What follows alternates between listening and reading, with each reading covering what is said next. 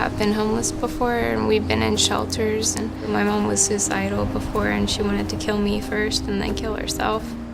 So I think prayer is the key, the biggest key in the Christian walk if you want to be a real Christian.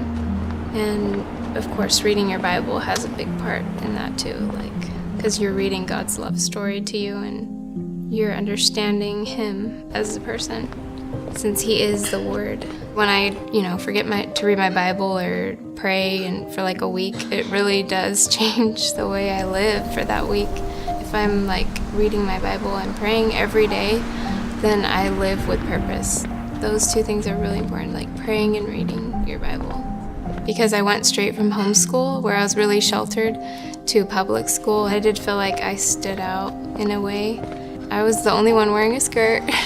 So in PE, I was jumping hurdles in skirts and stuff. People are every day, why do you wear skirts? It was the most annoying question ever, but I really didn't know back then, the reason why. I just knew that that's what I've been doing all my life. But now I have a better understanding that it's more about your modesty, and that's a really important thing now in this age. And I think God values that when you do your best to please Him. As a nanny, my job, these moms, they try to justify themselves and say, my kids were born, so I can't go to church anymore. And I can understand that they can't, because, that's hard.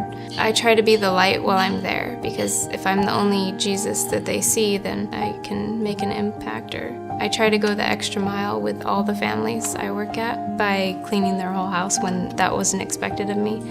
And I feel like that's one way I can show God's light and love to them.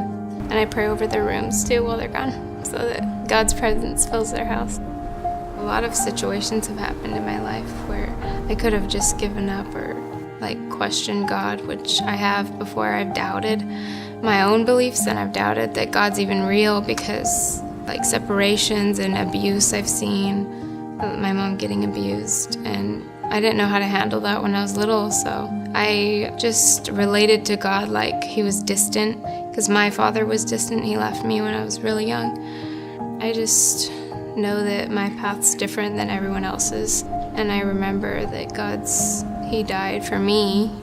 I just have to refer back to His love, and pray, even when I don't know why things are happening.